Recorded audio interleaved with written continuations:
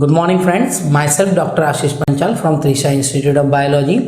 जैसे हमने last video में देखा था function of the nephron and the various part of the nephron, आज के वीडियो में हम देखेंगे physiology of urine formation, means how the urine get form. So how the urine get formed. So there are three main phases for the urine formation. One is the glomerular filtration.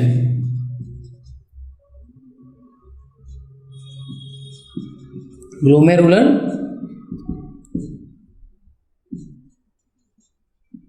filtration. The second one is selective reabsorption. Selective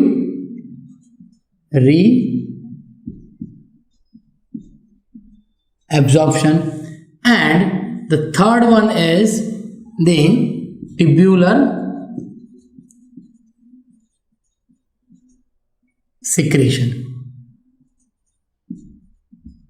Okay, there are the three steps for the formation of the urine. Now first step, that is glomerular filtration. Glomerular filtration. बच्चे दराज जी focus करो कर दीजिए. Now in glomerular filtration, as we know that from where the glomerular filtration takes place, it takes place in the Bowman capsule. So this is the Bowman capsule.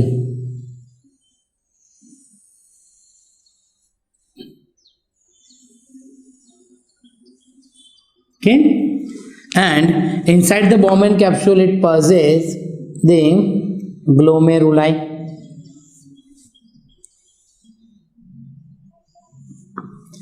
Okay,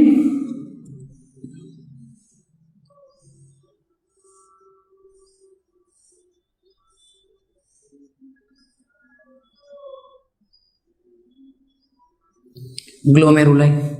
This is called the afferent arterioles.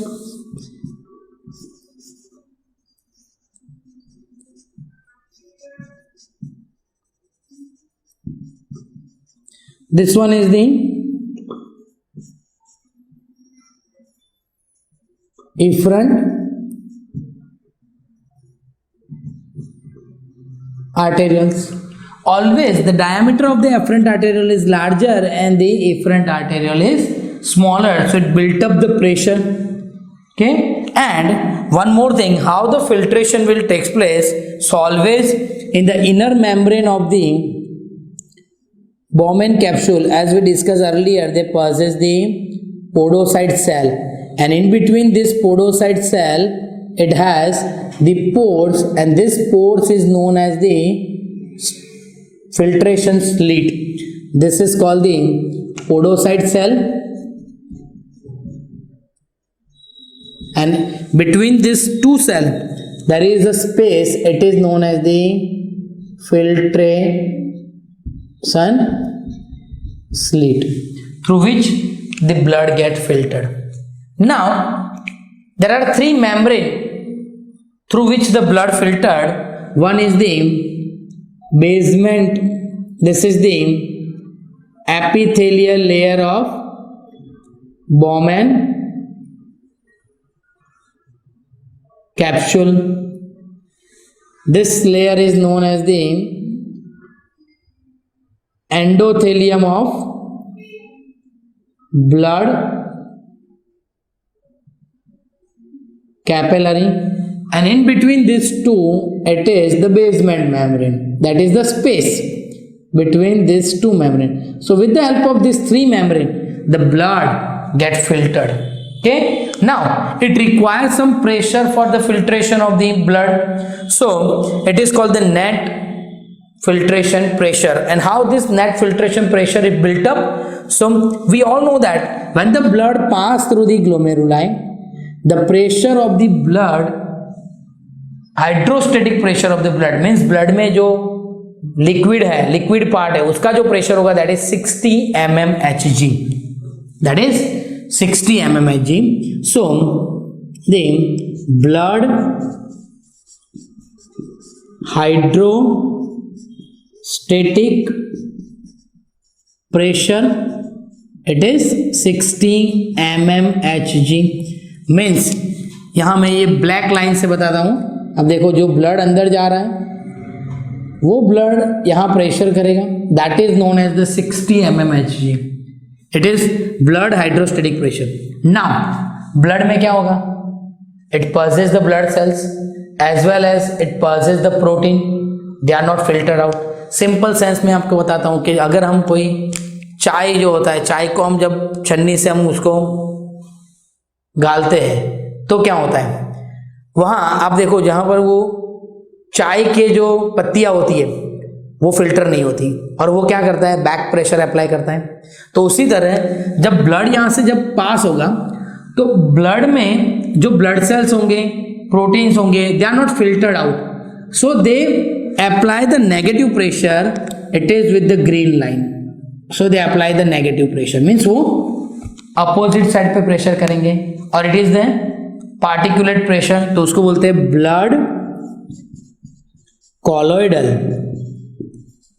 Osmotic pressure. उसको क्या बोलते हैं? Blood colloidal osmotic pressure. और वो कितना होता है? 32 mmHg. And last, अगर एक बार फिल्ट्रेशन हो गया, means this now this space is filled with the fluid. Means एक बार आपका कप चाय से फुल भर गया, फिर चाय फिल्टर होगी नहीं. क्यों? क्योंकि वो जो कप के अंदर जो लिक्विड है वो बैक प्रेशर करेगा, तो ये यहां से वापस बैक प्रेशर करेंगे. तो उसको बोलते हैं capsular hydrostatic pressure. Capsular hydrostatic pressure. और वो कितना होता है? 18 mmHg. तीनों प्रेशर आपको पता चल गए.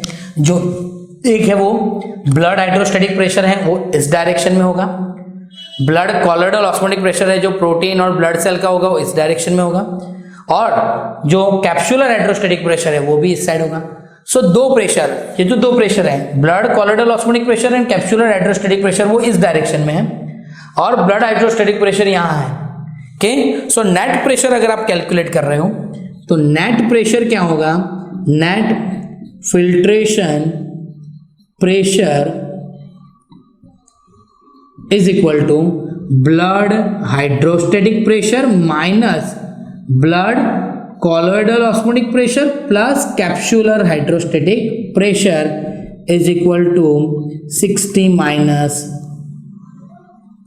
32 plus 18, so it means 10 mmHg. It's a net filtration pressure through which the blood get filtered. इतना पता चल गया. अब नेक्स्ट पार्ट देखते हैं कि फिल्ट्रेशन फ्रैक्शन क्या होता है. तो यहां हम जाते हैं filtration fraction. Filtration fraction and GFR, ये क्या है? So we know that on an average around 1250 ml of the blood. कितना? 1250 ml of the blood. 1250 ml of blood is passed through the glomeruli from both the kidney in 1 minute. Means 1 minute में दोनों kidney में से 1250 ml blood pass होता है. अब हम सबको पता है कि ब्लड में क्या होता है? तो ब्लड हैज ब्लड प्लाज्मा भी होता है और दूसरा पार्ट क्या है? Blood cell. प्लाज्मा कितना होता है? 55%. ब्लड सेल कितना होता है? 45%. अब सोचो कि 1 मिनट में आपका 1250 ml ब्लड किडनी में से पास हो रहा है, तो उसमें से प्लाज्मा कितना होगा? अराउंड 650 ml होगा और ब्लड सेल कितने होंगे? 550 होंगे. पता चला ये पॉइंट हो गया 1250. मीन्स एक्चुअली हम ऐसा बोल सकते हैं renal plasma flow, renal blood flow. Renal blood flow कितना है पर मिनट? 1250 ml पर मिनट. उसी हिसाब से renal plasma flow, renal plasma flow means ये ब्लड में से 55% प्लाज्मा होगा तो 650 ml plasma is passed out from the both the kidney during 1 minute, और उसमें से 125 ml क्या हो जाता है, फिल्टर। मीन्स यहां से 1250 गया तो यहां फिल्टर कितना हो जाएगा, 125 ml, and this 125 ml is known as the GFR. Okay, so now from that 125 ml blood get filtered. Clear? So कितना परसेंट हुआ कि अगर 650 है मेरे पास, उसमें से 125 फिल्टर हो रहा है, 650 है उसमें से 125 फिल्टर हो रहा है, मीन्स अराउंड 20% हुआ। ओके, सो फिल्ट्रेशन फ्रैक्शन क्या हो गया, फिल्ट्रेशन फ्रैक्शन हो गया 20%, और GFR क्या हुआ, तो GFR का मतलब है ग्लोमेरुलर फिल्ट्रेशन रेट। क्या है, ग्लोमेरुलर फिल्ट्रेशन रेट। उसका डेफिनेशन क्या होगा, तो उसका डेफिनेशन है कि अमाउंट ऑफ फिल्ट्रेट